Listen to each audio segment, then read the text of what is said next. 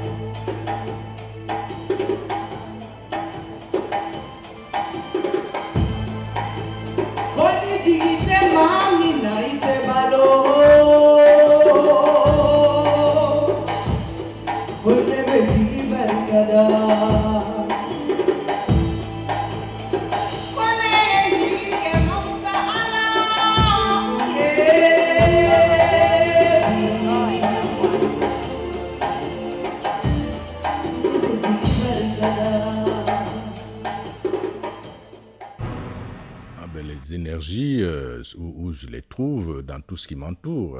J'aurais pu, chaque fois que vous avez envie de baisser les bras, je prends un avion, je quitte Abidjan, j'arrive à Conakry, chez moi, dans ma patrie, et je vois ce qui se passe. Je ne peux pas croiser les bras. Je me mets debout et puis je me dis, il faut que ça change. Peut-être que ça ne changera pas tout de suite, mais en tout cas, je fais en sorte que ça change. Donc l'énergie, c'est ça. C'est que je suis tellement attaché à cette terre d'Afrique, je suis tellement attaché à cette terre de Guinée, à ses enfants, que quand je vois que ça ne va pas dans le sens que je souhaiterais, dans le sens que je penserais être le bon sens, je m'y mets. Nous avons été nourris aux musiques, aux pas de danse de la Première République.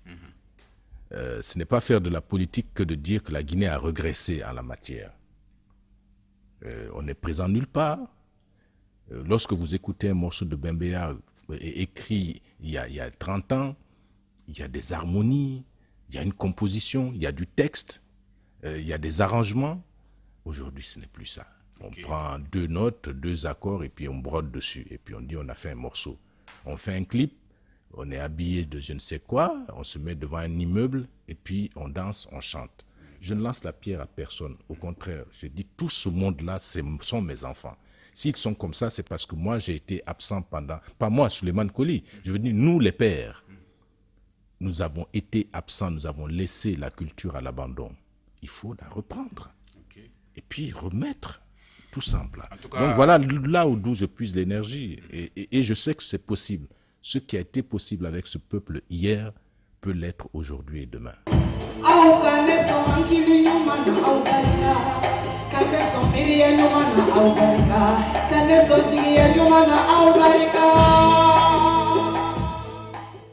Chaque fois qu'on a parlé positivement de la Guinée ces 50 dernières années, c'était soit par la culture ou accessoirement par le sport. Ce ne sont pas des domaines mineurs. Donc, ne serait-ce que stratégiquement, le changement devrait s'appuyer sur ce par quoi on nous reçoit déjà facilement. Aujourd'hui, vous envoyez les ballets africains de Guinée dans des conditions nobles, pas bricolées, à New York, mais tout le monde y vient parce que la mémoire est présente. Ces ballets africains ont joué à Hollywood, ont rencontré Sidney Poitier, qui est vivant. Ils ont rencontré Marlon Brando, ils sont passés aux Nations Unies, donc la mémoire est là. Et mes amis qui étaient à l'université à l'époque m'en parlent aux États-Unis. Donc les ballets africains vont dans un programme de grande visibilité. Mais derrière, les projets de route, les économistes, les commerçants passent derrière. Le Brésil s'est vendu par son cinéma et par sa samba. Cinéma novo brésilien. Nous allions voir le cinéma. Le Japon s'est vendu par sa culture. Souvenez-vous du cinéma japonais des années 70 qui a cherché à conquérir l'Europe. Et après, l'Europe a respecté le Japon à travers le cinéma et l'industrie est venue derrière. Donc je dis, que la Guinée réenfourche son Sili culturel, son éléphant culturel, redore ses patrimoines qui sont là, ils existent. Et puis amène les jeunes derrière, parce qu'il ne faut pas les oublier, parce que ce sont les jeunes qui vont innover, ce sont les jeunes qui vont apporter une autre voie. Il ne faut pas qu'on cache notre jeunesse.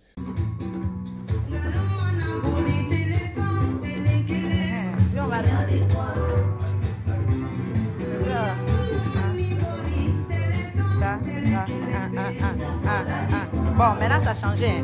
On fait plus ça. C'est-à-dire quand on fait ça,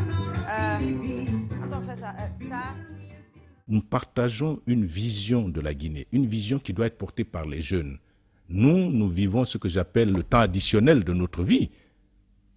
Il faut qu'on passe le témoin rapidement aux jeunes pour dire que ce pays peut dans ce domaine-là. Et la culture, ce n'est pas seulement la danse, le chant, la musique, mais il y a la littérature. Il faut que les Guinéens écrivent, que les jeunes réécrivent. C'est donner la parole aux jeunes sur des projets nouveaux en s'appuyant sur le patrimoine qui existe.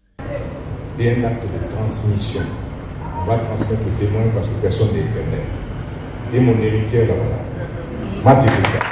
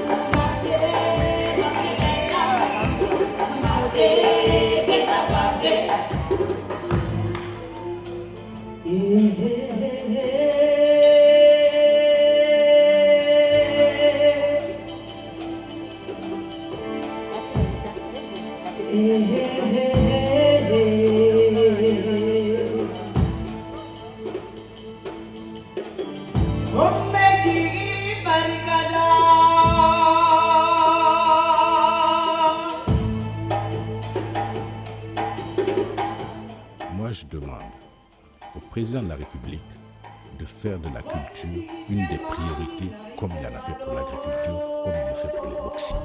Il faut que très rapidement, le président de la République mette la culture dans le centre des préoccupations de la Guinée. Nous rebondirons par ça. Nous allons recoudre le tissu social à travers notre culture, parce que c'est une culture qui fait la vertèbre d'un ordre.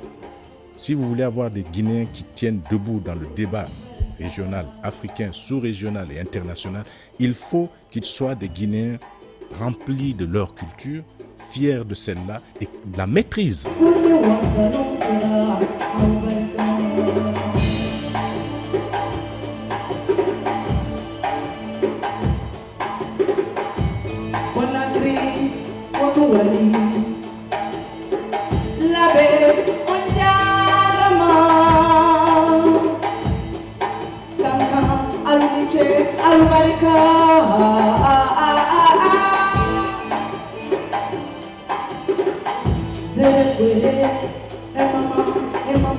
Hey mama, barika, barika, barika, barika, barika.